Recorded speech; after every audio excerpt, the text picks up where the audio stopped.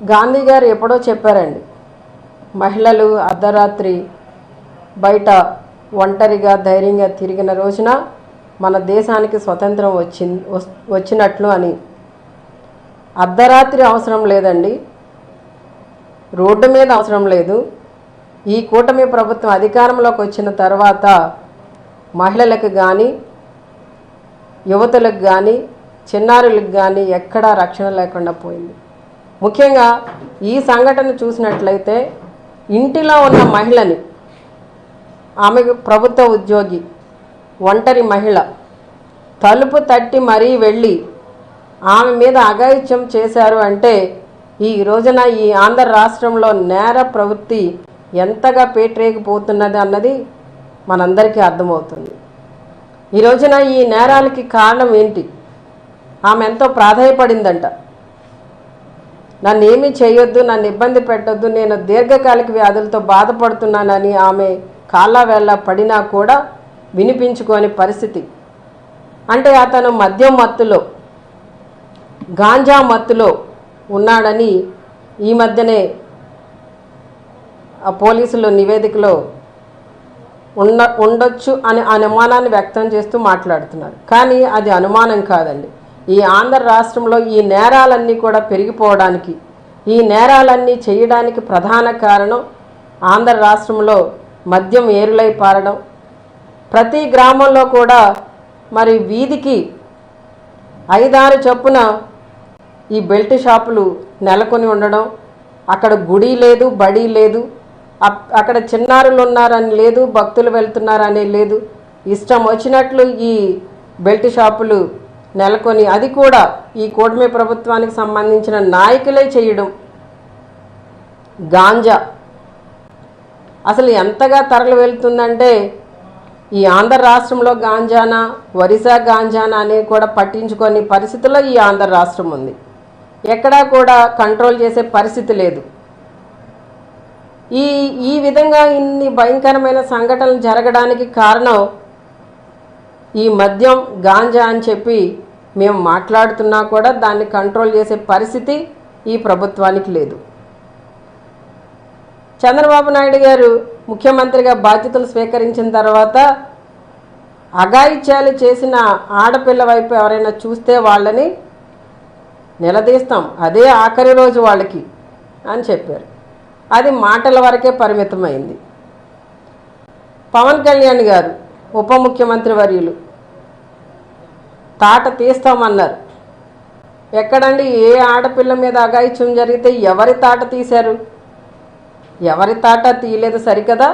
ఈ రోజున అఘాయిత్యాలు చేస్తున్న ఎవరైతే ఉన్నారో వీళ్ళు నిందితులు, వాళ్ళని సపోర్ట్ చేస్తుంది ఈ రోజున ఈ ప్రభుత్వం. వాళ్ళ మీద ఎఫ్ఐఆర్ ఫైల్ అనివ్వరు. మేము ఇబ్బంది పడుతున్నామని మహిళలు లేదా ఇబ్బంది పడుతున్న బాలికలు, యువతులు పోలీస్ స్టేషన్కి వెళ్ళి కంప్లైంట్ చేస్తే కనీసం కంప్లైంట్ తీసుకోలేని పరిస్థితిలో పోలీస్ వ్యవస్థ. ఈ పోలీస్ వ్యవస్థను ఎలా వాడుతున్నారు అంటే ఎంతసేపు కూడా వైసీపీ నాయకుల మీద, వాళ్ళ సోషల్ మీడియా కార్యకర్తల మీద వాళ్ళని ఏం చేస్తున్నారు, ఏం పోస్టులు పెడుతున్నారు, వాళ్ళని తీసుకొచ్చి పోలీస్ స్టేషన్లో కూర్చోబెట్టండి, వాళ్ళని ఇబ్బంది పెట్టండి, వాళ్ళని తిప్పండి, వాళ్ళని జైలుకి పంపండి, వాళ్ళ మీద లేనిపోని కేసులు పెట్టండి. దీనికి ఈ పోలీస్ వ్యవస్థని ఈ ప్రభుత్వం వాడుతుంది. గతంలో మా జగనన్న ప్రభుత్వం అధికారంలో ఉన్నప్పుడు ఈ పోలీస్ వ్యవస్థ మరి దేశంలోనే మరి ఎంతో చక్కటి సేవలు అందించిందని ప్రశంసలు పొందుతూ 100కు పైగా అవార్డులు తీసుకోవడం జరిగింది. మరి ఈ రోజున ఆ పోలీస్ వ్యవస్థ యొక్క ప్లేస్ ఎక్కడుందండి? 36కి పడిపోయింది. 36 కంటే చివరి స్థానంలో ఈ రోజున ఈ కూటమి ప్రభుత్వం అధికారంలోకి వచ్చిన తర్వాత పోలీస్ శాఖ యొక్క పనితీరుని బట్టి కేంద్ర ప్రభుత్వం వారికి ఇచ్చిన ర్యాంకింగ్ అండి అది. అంటే ఈ రోజున రాష్ట్రంలో శాంతి భద్రతలు లేవు, మహిళలకు రక్షణ లేకుండా పోయింది. ఈ ఆంధ్రప్రదేశ్ని అత్యాచార ఆంధ్రప్రదేశ్గా ఈ రోజున వీళ్ళంతా కూడా మరి వాళ్ళ పాలనలో రుజువు చేయడం జరిగింది. ఎంతసేపు కూడా హోం మంత్రి అనిత గారు జగనన్న జపం తప్ప ఇంకో పని లేదు ఆవిడకి. ఈ రోజున ఇంతమంది మహిళలు ఇబ్బంది పడుతున్నారు, ఇంతమంది చిన్నారులు ఇబ్బంది పడుతున్నారు, ఇంతమంది యువతులు ఇబ్బంది పడుతున్నారు. వారికి రక్షణ కల్పించవలసిన బాధ్యత మనకు ఉందన్న ఇది లేకుండా ఎంతసేపు కూడా మాజీ ముఖ్యమంత్రి వర్యులు జగన్మోహన్ రెడ్డి గారిని టార్గెట్ చేస్తూ ఏదో ఒకటి మాట్లాడి నోటికొచ్చినవన్నీ కూడా మాట్లాడేసి సభ్యతా సంస్కారాన్ని మర్చిపోయి ఏవేవో మాట్లాడేసి అవాకులు చవాకులు ఏదో వాళ్ళ నాయకుడి యొక్క మెప్పును పొందాలని చూస్తున్నారే కానీ రాష్ట్ర ప్రజలు వాళ్ళకి ఇచ్చిన మరి అధికారాన్ని ఉపయోగించి ప్రజలకి మంచి చేయాలన్న ఆలోచన ఎక్కడా లేదు. ఈ రోజున మరి ఈ 3 నెలల కాలంలో 2026లో ఈ సంవత్సరం స్టార్ట్ అయ్యి 3 నెలల కాలంలో నా దగ్గర డేటా ఉందండి. నిజంగా చూసినట్లయితే ఇవన్నీ కూడా ఈ 3 నెలల కాలంలోనే చిన్నారుల మీద, యువతుల మీద, మహిళల మీద జరిగిన మరి ఈ అత్యాచారాలకు కానీ, దాడులకు కానీ, అఘాయిత్యాలకు కానీ ముఖ్యమంత్రి గారు కానీ, హోంమంత్రి గారు కానీ ఎందుకు స్పందించట్లేదు, ఎందుకు మాట్లాడట్లేదు, ఎందుకు ఖండించట్లేదు? అంటే వీళ్ళ పరిపాలన అంతా కూడా మాటల వరకే పరిమితమైందా? ఈ రోజున రాష్ట్రంలో ఉన్న మహిళలందరూ కూడా వాళ్ళు స్వేచ్ఛగా బ్రతకాలి, స్వతంత్రంగా బ్రతకాలి, సంతోషంగా బ్రతకాలని కోరుకుంటున్నారు. మరి అది ఎందుకు అందించట్లేదు? అందించలేని పరిస్థితుల్లో ఈ రాష్ట్ర ప్రభుత్వం ఎందుకుంది? ఈ రోజున వారి శాఖలో వారి పనితీరు మొన్ననే చంద్రబాబు నాయుడు గారు కూడా ర్యాంకింగ్లు ఇచ్చున్నారు వాళ్ళ మంత్రులకి. మరి హోంమంత్రి అనిత గారిది కూడా ఏ ర్యాంకో మనం చూసాం. ఇక్కడ రాష్ట్రంలో కూడా చిట్ట చివరి ర్యాంకు, అలానే దేశవ్యాప్తంగా కూడా పోలీస్ శాఖలో కూడా చిట్ట చివరి ర్యాంకులోనే వారు ఉండడం అనేది మనమందరం కూడా గమనిస్తున్నాం. అయితే ఈ రోజున మేమందరం కూడా పోలీసులకి స్వేచ్ఛనివ్వండి, ఎంతసేపు కూడా మా వైసీపీ నాయకులు కార్యకర్తలు ఏం చేస్తున్నారు, వారిని ఎలా ఇబ్బంది పెట్టాలి అని చెప్పి ఈ పోలీసులందరినీ కూడా మీ సొంత కార్యకర్తలను వాడుకున్నట్లు వాడుకోవడం కాకుండా వాళ్ళకి స్వేచ్ఛనిచ్చి వాళ్ళని పనిచేసే విధంగా ఆ శాఖని ఉపయోగిస్తే వాళ్ళు ఈ రాష్ట్రంలో మహిళలకి రక్షణ కల్పించడానికి కొంతలో కొంతైనా వారి డ్యూటీ చేయడానికి అవకాశం ఉంటుంది. జగనన్న ప్రభుత్వంలో దిశ యాప్ని తీసుకురావడం జరిగింది. ఆ దిశ యాప్ వల్ల చాలామంది మహిళలు, విదేశాల నుండి వచ్చిన మహిళలు కూడా తమను తాము రక్షించుకోవడం జరిగింది. ఈ రోజున ఆ దిశ యాప్ యొక్క పేరు మార్చి శక్తి యాప్ అని పెట్టారు. అది ఎంతవరకు పనిచేస్తుందండి? దాని పనితీరు ఎంత ఉంది? ఈ రోజున ఆ పరిస్థితులు ఎక్కడా లేవు ఈ రాష్ట్రంలో. గతంలో ఫ్రెండ్లీ పోలీసింగ్ అనేది మా ప్రభుత్వంలో ఉంది, దానికి అవార్డు రావడం కూడా జరిగిందండి. అలానే టెక్నాలజీని ఉపయోగించి ఇన్వెస్టిగేషన్ చేసిన విధానానికి కూడా కేంద్ర ప్రభుత్వం మెచ్చి అవార్డ్స్ ఇవ్వడం జరిగింది. ఇలా ప్రతి దానికి కూడా 100కి పైగా ఓన్లీ పోలీస్ శాఖలోనే అవార్డ్స్ సాధించిన ఘనత జగనన్న ప్రభుత్వానిది. అయితే ఈ రోజున వీళ్ళు ఏం చేస్తున్నారు? ఎంతసేపు కూడా ఈ పోలీస్ వ్యవస్థని నిర్వీర్యం చేసేస్తూ వాళ్ళ కార్యకర్తల్లాగా వాళ్ళని ఉపయోగించుకుంటూ వాళ్ళ డ్యూటీని వాళ్ళు మర్చిపోయేలా చేస్తున్నారు. ఈ రోజున ఎక్కడ చూసినా, ఏ జనసేన ఎమ్మెల్యేని చూసినా, ఏ టీడీపీ ఎమ్మెల్యేని చూసినా, మంత్రులను చూసినా వైసీపీ నాయకుల మీద, కార్యకర్తల మీద దాడులు చేయిస్తూ న్యాయం కోసం వాళ్ళు పోలీస్ స్టేషన్కి వెళ్ళి కంప్లైంట్ చేస్తే కనీసం కేసు కూడా ఫైల్ చేయలేని, ఎఫ్ఐఆర్ కూడా ఫైల్ చేయలేని పరిస్థితిలో ఈ పోలీస్ శాఖ ఉండడం అనేది చాలా బాధాకరం. ఈ రోజున మేమంతా కూడా ఒకటే డిమాండ్ చేస్తున్నామండి. పోలీస్ శాఖలో మహిళలకి, ముఖ్యంగా ఈ అఘాయిత్యాలకి, దాడులకి గురైన మహిళలకి వెంటనే సర్వత్రమే న్యాయం జరగాలి. నిందితులు ఎవరైతే ఉన్నారో వాళ్ళని పోలీసులు వెంటనే పట్టుకుని వాళ్ళకి కఠినమైన శిక్షలు వేయాలి. గత ప్రభుత్వంలో, జగనన్న ప్రభుత్వంలో ఈ దిశ యాప్ ఉండడం వల్ల కానివ్వండి, 100 అనే నెంబర్కి డయల్ చేసినప్పుడు పోలీసులు స్పందించిన తీరుకి ఎవరికైనా ఇలాంటి దాడులు చేయాలన్నా, అఘాయిత్యాలు చేయాలన్నా భయం ఉండేది. ఈ రోజున ఆ భయం లేదు.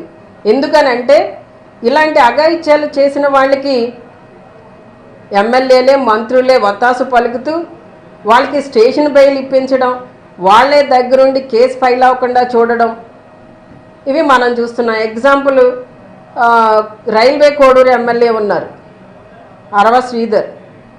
ఆయన అన్యాయం చేశాడు, అఘాయిత్యం చేశాడని చెప్పి ఒక మహిళ ఒక వీడియోలు రిలీజ్ చేస్తే ఈ రోజున ఆ అమ్మాయి మీదనే జనసేన కార్యకర్తలు, నాయకులు దాడి చేసి ఆమెను ఇబ్బంది పెట్టే పరిస్థితి.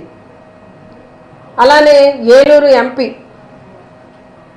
మరి ఆయన డ్రగ్స్ తీసుకుని పట్టుబడిన పరిస్థితి. అంటే ఎమ్మెల్యేలుగా ఉన్నవాళ్ళు, ఎంపీలుగా ఉన్నవాళ్ళు వాళ్ళ ఇష్టానుసారంగా, మరి మేము ఒక ప్రజాప్రతినిధులుగా బాధ్యతాయుతమైన పదవిలో ఉన్నామని కూడా లేకుండా మరి వారు ఇష్టం వచ్చినట్టు వాళ్ళు మరి దాడులు చేయడం, ఈ డ్రగ్స్ సేవించడం, రకరకాల మరి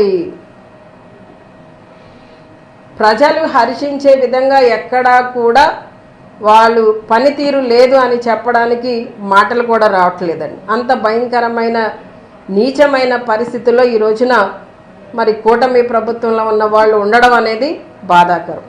ఈ రోజున ప్రజలందరూ కూడా గమనిస్తున్నారు.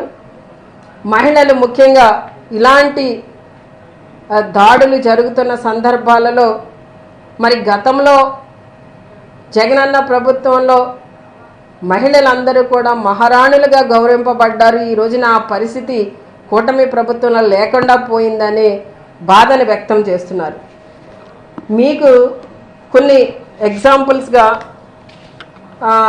1-2 చెప్పడానికైతే, అంటే 2-3 నెలల్లోనే నా దగ్గర ఒక 5-6 పేజీల లిస్టు డేటా ఉందండి. అంటే ఎంత భయంకరంగా ఈ రోజున మహిళల మీద, యువతుల మీద, బాలికల మీద అఘాయిత్యాలు జరుగుతున్నాయో మనం చూస్తున్నాం. శ్రీశైలం మండలాధ్యక్షుడు శ్రీనివాసరెడ్డి గారి రాక్షస ప్రవర్తన ఎలా ఉంది అంటే, ఇది 26లోనేనండి. 1వ నెల 4వ తేదీన లైంగిక వేధింపులు, అంటే ఉద్యోగం ఇస్తామని ఒక పాపం వాళ్ళకి ఆశని కల్పించి వీడియో కాల్స్ చేస్తూ వాళ్ళ మీద,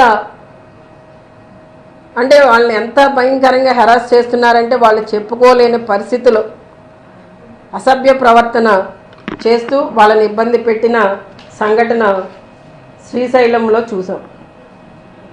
అలానే అదే శ్రీకాకుళంలో ఇంటర్ చదువుతున్న దళిత బాలికపై లైంగిక దాడి. అక్కడ నవీన్ అనే 19 సంవత్సరాల అబ్బాయి ఈ కేసులో ఇన్వాల్వ్ అవడంతో పోక్సో కేసు కట్టడం జరిగింది. అలానే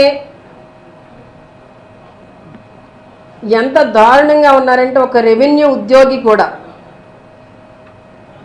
ఈ టీడీపీ నాయకుల యొక్క సపోర్ట్తో బ్లాక్మెయిల్ చేయడం, వేధింపులు, పోలీసులను ఆశ్రయించినా కూడా ఎక్కడ కేసు ఫైల్ అవ్వకపోవడం. ఈ రోజున ఈ పోలీస్ స్టేషన్లోనే వాళ్ళు పంచాయతీ కూడా చేసి ఆ అమ్మాయి మానానికి ఒక విలువ కట్టారు, ₹1,00,000. ఇది ఎక్కడ అంటే అండి, కడప జిల్లాలో చెన్నూరు మండలంలో జరిగిన సంఘటన ఇది. అలానే తిరుపతి రూరల్ మండలంలో దళిత యువతిపై లైంగిక దాడి చేసిన యువకుడు. అంటే ఎంత భయంకరంగా ఉన్నారు అంటే ఈ రోజున పరిస్థితి. మంత్రుల యొక్క నియోజకవర్గాలలో అరవ శ్రీధర్ గురించి ఆల్రెడీ చెప్పున్నాం కదండి. అలానే మహిళా అసిస్టెంట్ రిజిస్ట్రార్ వేధింపులకి ఆచార్య నాగార్జున యూనివర్సిటీలో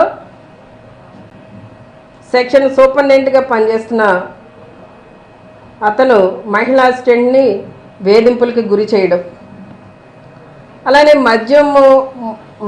మత్తు పదార్థాలు ఇచ్చి 12 ఏళ్ల బాలికని పొట్టి శ్రీరాములు నెల్లూరు జిల్లాలో ఏ విధంగా ఇబ్బంది పెట్టారన్నది మనందరికీ తెలుసు. గాంజా బ్యాచ్ వాళ్ళ గ్యాంగ్ రేపులు, ఇది కూడా పొట్టి శ్రీరాములు నెల్లూరు జిల్లాలోనే జరిగిందండి. 12 ఏళ్ల బాలిక పైన వీళ్ళు గ్యాంగ్ రేప్ చేయడం జరిగింది. అలానే హిందూపురంలో టీడీపీ కార్యకర్తలు వీడియో కాల్స్ చేసి ఒక బాలికను బెదిరించి ఇబ్బంది పెట్టి, ఎంత దారుణం అండి ఇది. ఎవరిది హిందూపురం అంటే? ముఖ్యమంత్రి గారి బామర్ది గారు బాలకృష్ణ గారి యొక్క నియోజకవర్గం. మరి అక్కడ కూడా కంట్రోల్ చేయలేని పరిస్థితి. 7 ఏళ్ల చిన్నారి పైన లైంగిక దాడి చేసి నీటి డ్రమ్ములో ముంచి చంపేసి, మరి ఉన్మాదిగా ఉన్నవాడు అంటే నిజంగా మరి అలాంటి సిచ్యుయేషన్లో ఆ బాలిక యొక్క మరి మృతదేహాన్ని చూసిన తల్లిదండ్రులు ఏ విధంగా రియాక్ట్ అవుతారన్నది మనం అర్థం చేసుకోవాలి. ఈ రోజున ఇంత భయంకరమైన సిచ్యుయేషన్స్ అన్నీ కూడా ఇంకా చాలా ఉన్నాయండి. ఇక్కడ మా నియోజకవర్గంలో కూడా యాదవోలు గ్రామంలో ఒక 70 సంవత్సరాల వృద్ధుడు ఒక 5 ఇయర్స్ అమ్మాయి మీద కూడా అఘాయిత్యం చేసిన సంఘటన. ఇలా రకరకాల కేసెస్ అన్నీ ఉన్నాయి. ఇవన్నీ కూడా మనం చెప్తూ పోతే చిట్టా చాలా ఉందండి. ఇవన్నీ ఇన్ని జరుగుతున్నా కూడా వీటి మీద స్పందించరు హోంమంత్రి గారు. ఏ సబ్జెక్టు లేకపోయినా కూడా జగనన్న మీదకి విరుచుకుపడమన్నా, జగనన్నని మర్యాద లేకుండా మాట్లాడమన్నా, ఇష్టం వచ్చినట్లు మాట్లాడమంటే మాత్రం రెడీగా ఉంటారు. ఇది పద్ధతి కాదండి. ఈ రోజున మీరు మహిళా హోంమంత్రిగా ఉన్నారు. మహిళల యొక్క యోగక్షేమాలు, రక్షణ, భద్రత మీ బాధ్యత. ముఖ్యంగా మరి మీ ఇంట్లో కూడా ఆడపిల్లలు ఉన్నారు కదా, మాట్లాడితే మా జగనన్న ఇంట్లోనే ఆడపిల్లలు ఉన్నట్టు మాట్లాడతారు కదా మీరు. మరి మీ ఇంట్లో కూడా ఆడపిల్లలు ఉన్నారు కదా, జాగ్రత్తగా మరి మిగిలిన రాష్ట్రంలో ఉన్న ఆడపిల్లల యొక్క బాధ్యతను తీసుకోవాల్సిన బాధ్యత మీకుందని తెలియజేస్తూ, మరి ఈ రోజున ఇలాంటి అఘాయిత్యాలు, అత్యాచారాలు, దాడులు, లైంగిక వేధింపులు ఇవన్నీ కూడా ఈ రాష్ట్రంలో ఇలా మితిమీరిపోతూ ఉంటే రాష్ట్ర ప్రజలు చూస్తూ ఊరుకోరండి. ఖచ్చితంగా మీకు ఏదో ఒక రోజున బుద్ధి చెప్తారు. దానికి మీరు తగిన మూల్యం చెల్లించుకోవాల్సిన రోజు దగ్గర పడుతుందని మీకు తెలియజేస్తూ సెలవు తీసుకుంటాను. Please subscribe .news.